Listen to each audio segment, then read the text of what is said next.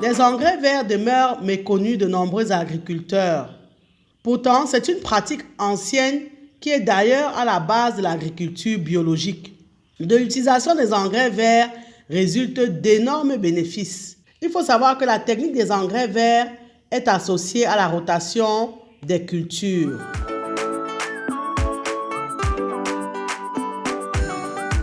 Un engrais vert est une culture intermédiaire semée sur une parcelle agricole dans le but de fertiliser la culture suivante, notamment via l'apport d'azote.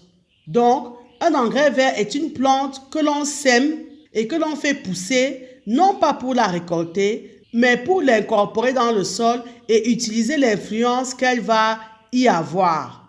Les engrais verts sont donc des plantes qui ont la propriété de fertiliser le sol en substitution aux engrais chimiques. Il s'agit donc de cultures temporaires, de plantes à croissance rapide destinées à couvrir le sol entre deux mises en culture d'une parcelle, puis à être coupées et enfouies dans la terre afin d'enrichir cette terre naturellement en éléments nutritifs. Les engrais verts assurent donc une amélioration de la structure du sol avec leur système racinaire et permettent un apport modéré de matière organique stable. Cette matière organique stable, tout comme l'apport d'azote pour la culture suivante, provient de la dégradation par la microfaune du sol. Donc, on sème, on détruit afin que ça ait un impact positif sur le sol.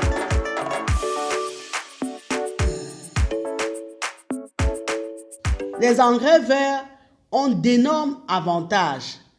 Déjà, ils permettent d'éviter le développement des mauvaises herbes. En effet, la rapidité d'installation des engrais verts après une culture formera un couvert végétal qui va empêcher tout développement de mauvaises herbes avant la culture suivante. Les engrais verts protègent le sol des intempéries parce que leur système racinaire puissant va décompacter et aérer le sol, évitant ainsi le lessivage de la couche de terre végétale. Ils permettent de respecter l'environnement parce qu'ils sont en général d'excellents fixateurs d'azote. Ils vont fixer cet azote qu'ils vont restituer après enfouissement. Ils vont donc permettre d'enrichir le sol tout en limitant la migration des nitrates vers les nappes phréatiques. Les engrais verts permettent de fertiliser naturellement le sol parce que une fois broyé et enfoui, l'engrais vert va apporter à la terre de grandes quantités de matière organique qui vont profiter à la culture suivante. Il faut savoir que les engrais verts agissent à long terme sur la composition du sol, à l'inverse des engrais chimiques qui n'ont qu'un effet ponctuel. Autre avantage des engrais verts, ils favorisent le développement des insectes utiles à la culture. En effet, par leur floraison, de nombreux engrais verts favorisent la vie des insectes pollinisateurs, dont leur incorporation dans le sol va augmenter la présence et l'activité bénéfique des vers de terre.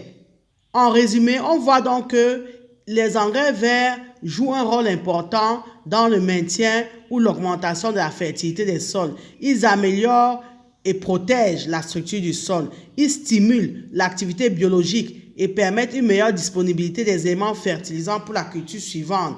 Ils fournissent des apports nutritifs au sol, mais également une couverture végétale au sol, ce qui va réduire considérablement la pousse de mauvaises herbes et éviter le recours aux herbicides avant de remettre la parcelle en culture. Ils permettent de fixer l'azote dans le sol. Ils réduisent l'érosion du sol et en améliorent la structure physique. On a ainsi un sol aéré, décompacté par l'action des racines. Ils limitent le lessivage des nitrates et l'érosion des sols. Et vraiment, un des avantages significatifs, c'est que les engrais verts sont quasiment gratuits. En fait, vous n'allez investir que dans le prix des semences. Donc, leur coût est vraiment négligeable, contrairement aux engrais chimiques. Il faut également savoir que l'utilisation des engrais verts peut vous permettre de répondre à un objectif précis de lutte contre les ravageurs et les maladies.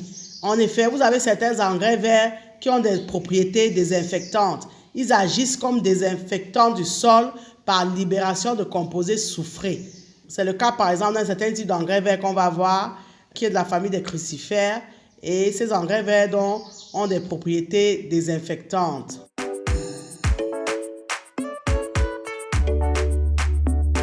Le choix de l'espèce ou du mélange d'espèces à semer en engrais verts sur une parcelle donnée va dépendre de votre objectif. Quel est le but que vous donnez à cette interculture? Est-ce que vous avez pour objectif d'améliorer la structure de votre sol, de limiter les risques d'érosion, d'enrichir votre sol en azote ou de diminuer la population de nématodes, etc., etc. Donc, en fonction de votre objectif, vous allez choisir la plante la mieux indiquée. Bon, d'autres critères pourront également être pris en compte pour choisir son engrais vert. Le critère du sol, par exemple, il peut être important dans certains cas particuliers. Si vous avez un terrain à structure dégradée, il faut choisir des plantes avec un système racinaire puissant. Si vous avez une terre qui est très sèche ou qui est séchante, vous devez choisir des plantes qui sont résistantes au stress hydrique. Si vous avez une terre calcaire, vous allez effectivement avoir des plantes résistantes, etc., etc. Sachez qu'on sème un engrais vert dès qu'une culture se termine, afin d'occuper le sol sans tarder. Et vous allez faucher, couper ou tondre l'engrais vert tout de suite après la floraison et surtout avant la montée en graines. Avant de ne pas enfouir une matière végétale trop verte qui risque de pourrir, il vaudrait mieux laisser sécher vos plantes quelques jours après les avoir coupées et les enfouir ensuite dans le sol en bêchant superficiellement ou alors en passant une charrue. L'engrais vert ainsi enfoui dans le sol va se décomposer rapidement en fournissant à la parcelle non seulement de l'humus mais également de l'azote. Et vous pouvez détruire votre engrais vert soit mécaniquement à travers donc tout ce qui est travail mécanique, le roulage, le brûlage, le fauchage, le hachage, le labour ou autre, soit alors par un traitement herbicide. Et si vous choisissez de ne pas incorporer immédiatement votre engrais vert au sol, il va jouer le rôle de paillis protecteur en surface. Vous différez ainsi son effet fertilisant.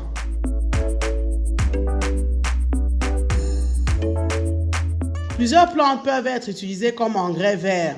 Vous avez les plantes de la famille des graminées, notamment les poacées. Les plantes de la famille des graminées, plus précisément des poacées, permettent de structurer le sol tout en le couvrant pour éventuellement étouffer les adventices. Ces plantes sont très intéressantes par leur croissance très rapide et par l'action structurante de leurs puissantes racines sur le sol. Elles peuvent donc être fauchées plusieurs fois avant leur enfouissement. Il faut toutefois prendre garde de ne pas laisser se développer les graines avant la fauche ou l'enfouissement afin d'éviter leur germination à la saison suivante.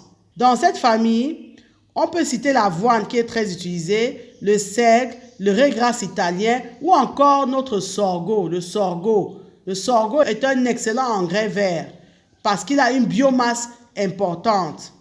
Autres engrais verts, ce sont ceux de la famille des légumineuses, dont des fabacées.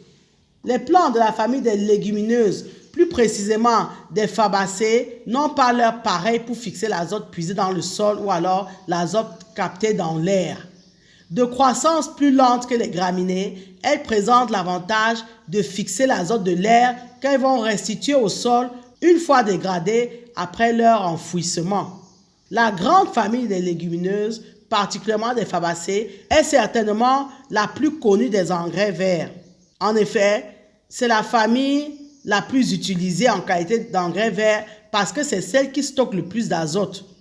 On peut citer la févérole, le fenugrec qui est très connu, le sainfoin, le trèfle d'Alexandrie, etc., etc. La troisième famille d'engrais verts qui est également assez réputée, c'est celle des crucifères, dont des brassicacées.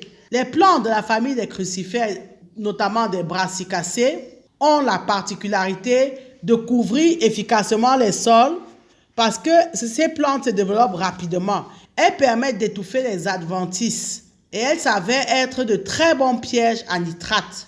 Ces plantes permettent de limiter la présence de certains indésirables comme les nématodes ou les limaces. De croissance rapide, elles couvrent bien le sol et le protègent contre le lessivage et contre la prolifération des mauvaises herbes. On peut citer dans cette famille la moutarde, le colza, les radis, les navets, etc. Il existe enfin d'autres plantes qui sortent du lot sans forcément représenter toute leur famille. dans la catégorie des engrais verts. On a des plantes comme la facélie qui a même d'abord un énorme intérêt mellifère. On a le sarrasin, le chanvre, la bourrache, etc. Toutes ces plantes sont également utilisées comme engrais verts. Vous l'avez compris, il existe un très grand intérêt pour l'agriculteur à s'intéresser aux engrais verts. Ces engrais comportent énormément d'avantages par rapport aux engrais chimiques. Pensez-y. Merci de liker, partager et commenter la vidéo si vous pensez qu'elle vous a été utile. Abonnez-vous à AgriTV Web et activez la cloche de notification pour ne pas manquer nos prochaines publications. Et rappelez-vous toujours que savoir est le point de départ, mais c'est agir qui fait et fera toujours toute la différence. Maintenant que vous savez, place à l'action.